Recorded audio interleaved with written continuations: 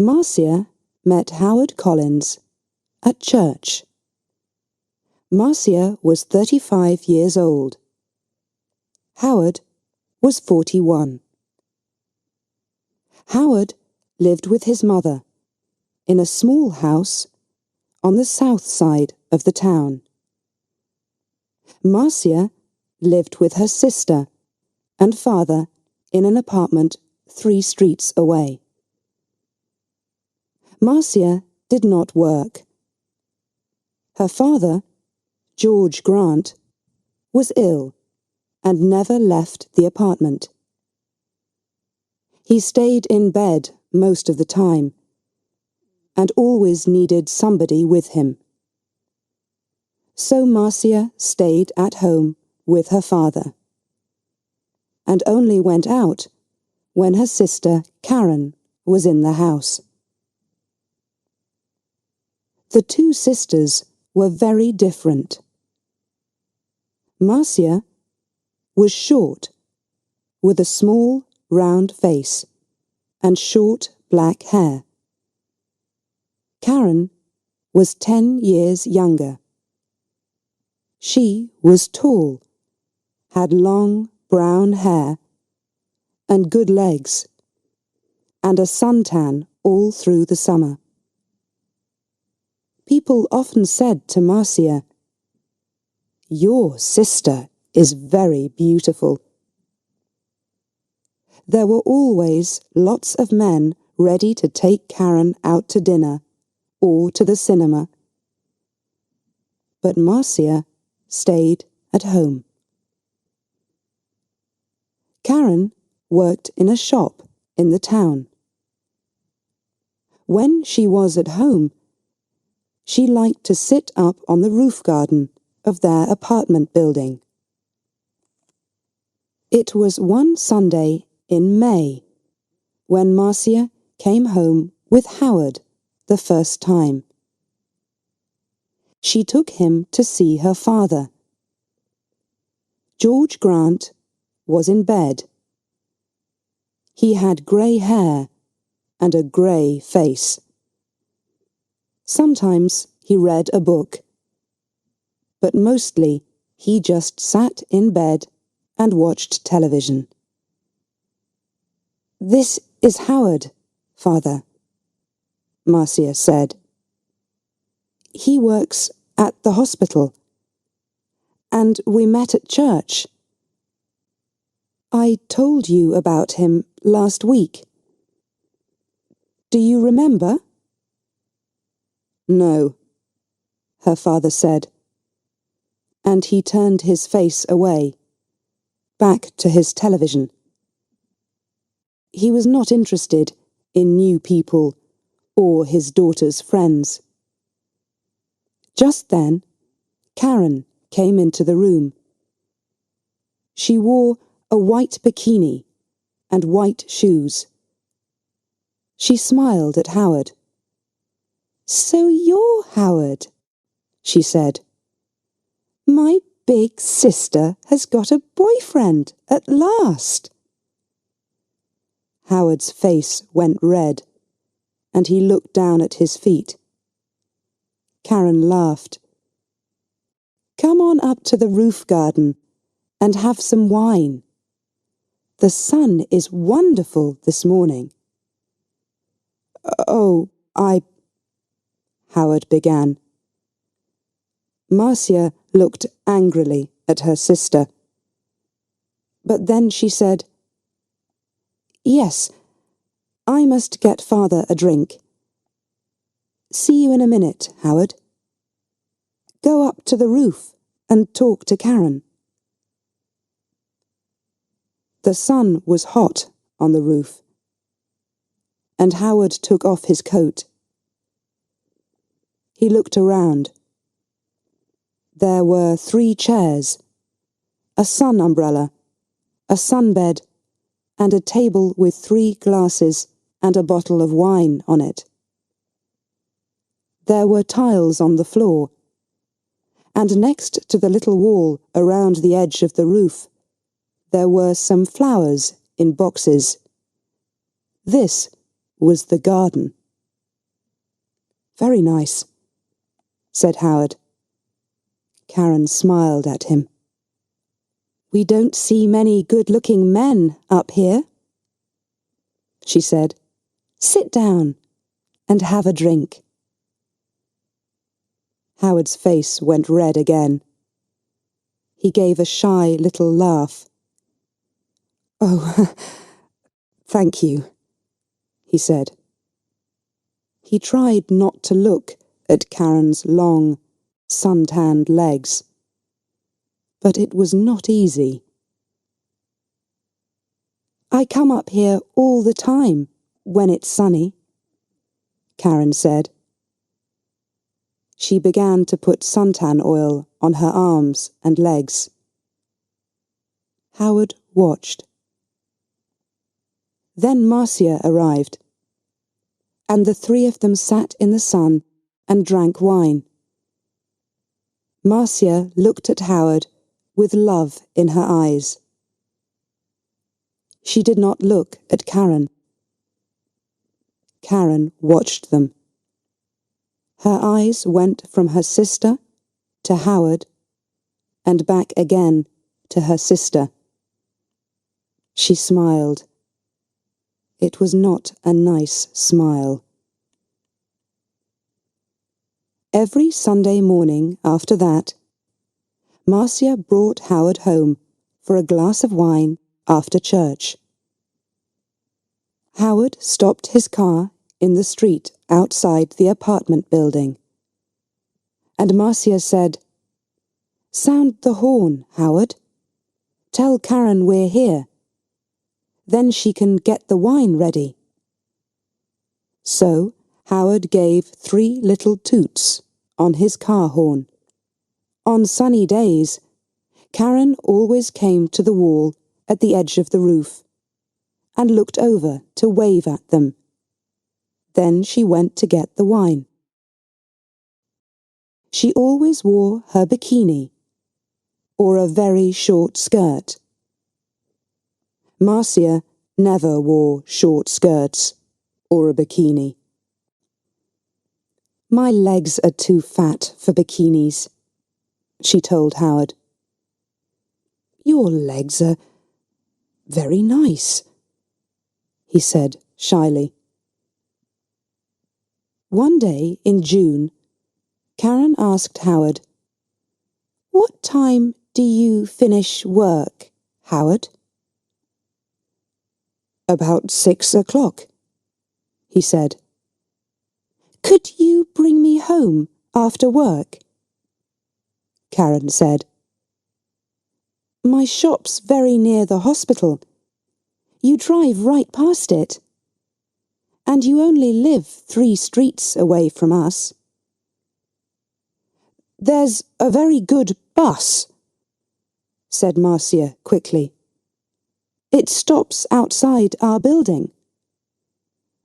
But the bus is so slow, Karen said.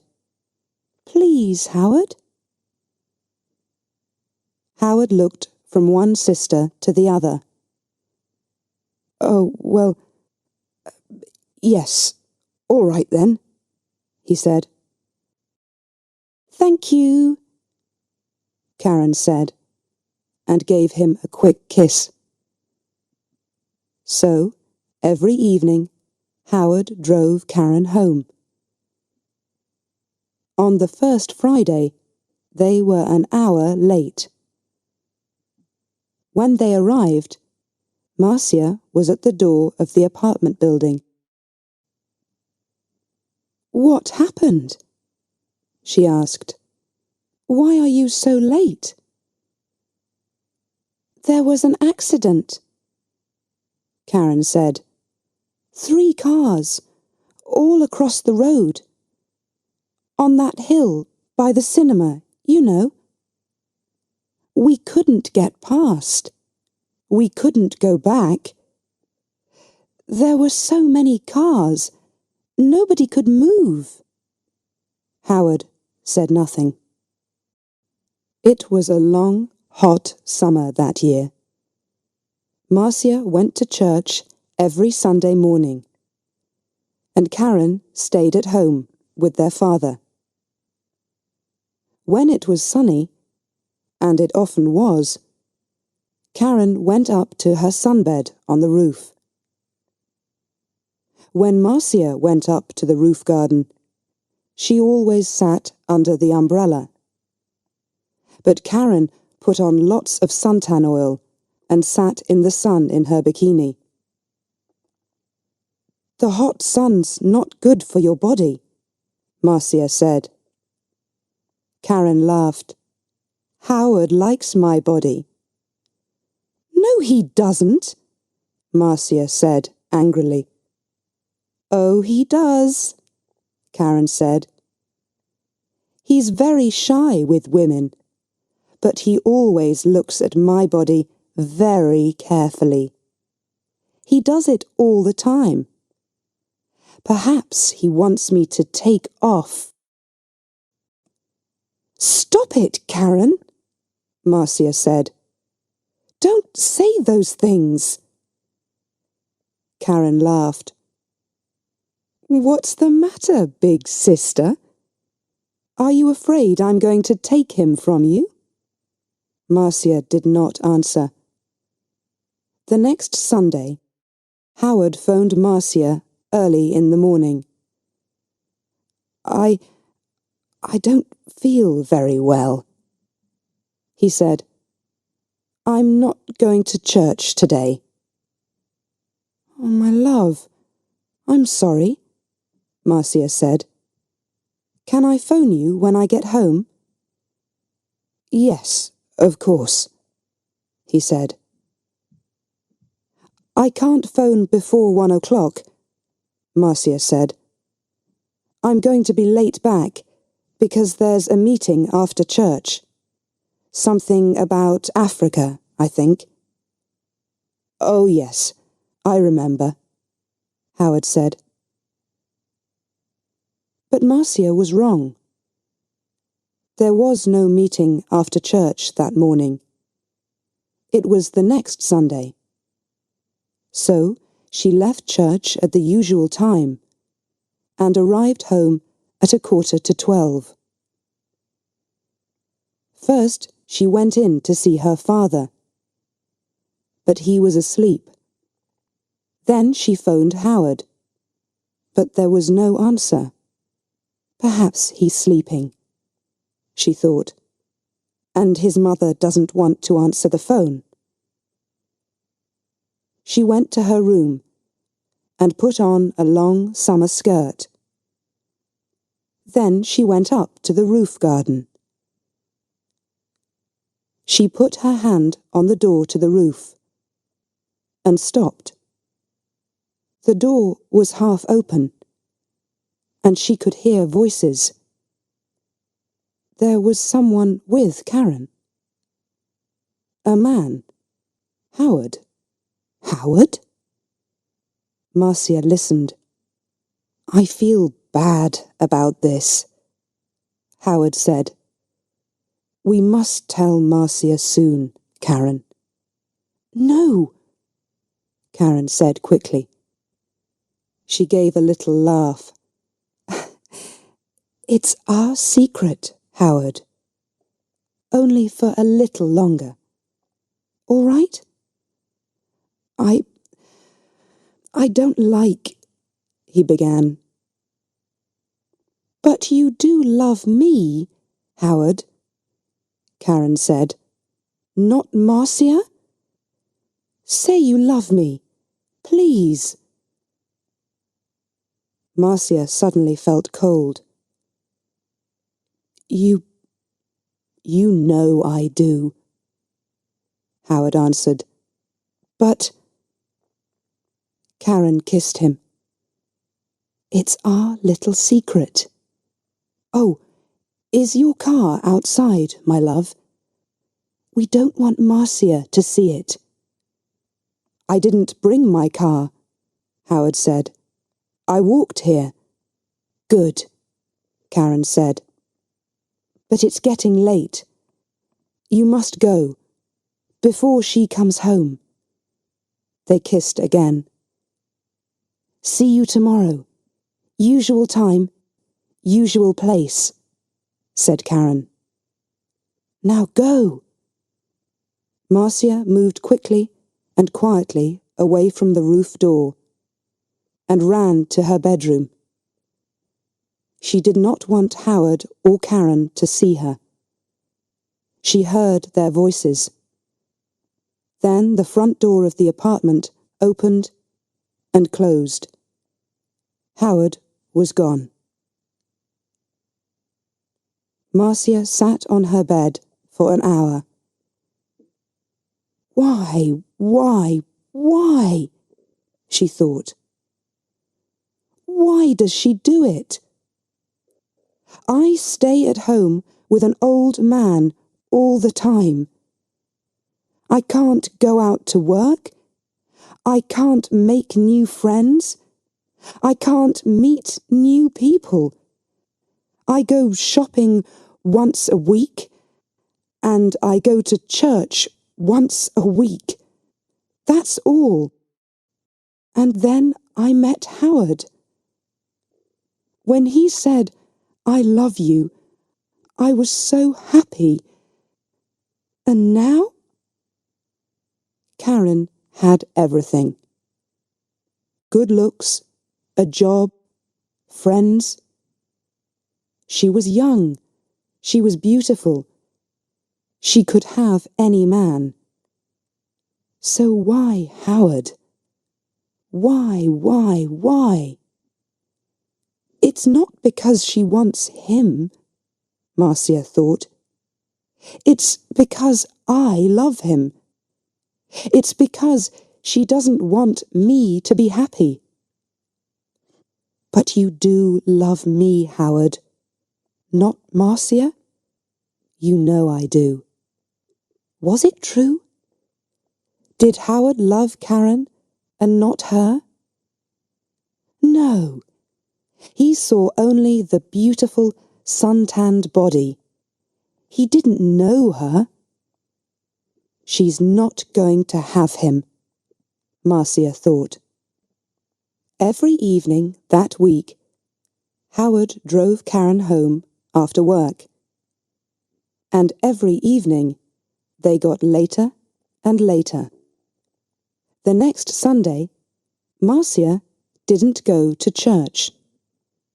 I've got a bad head, she told Karen. I just phoned Howard and told him. And he's coming here after church, as usual. I'm going back to sleep for an hour or two. And she went into her bedroom and shut the door. Later in the morning, when Karen was with their father, Marcia went up to the roof garden. Karen's bottle of suntan oil was on the table, and Marcia smiled. When Karen came up to the roof, Marcia was in her chair under the umbrella, with a book in her hand.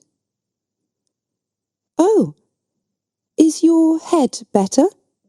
Karen asked. Yes, thanks, Marcia said. Karen wore her bikini, a new yellow one. She opened her bottle of suntan oil. Oh, there's not much here, she said. I must get some more. She began to put some oil on her legs. 20 minutes later, Howard stopped his car in the street below.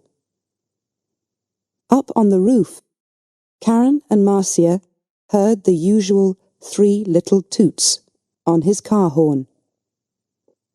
He's here, Karen said excitedly. Your man's here, big sister. And she laughed.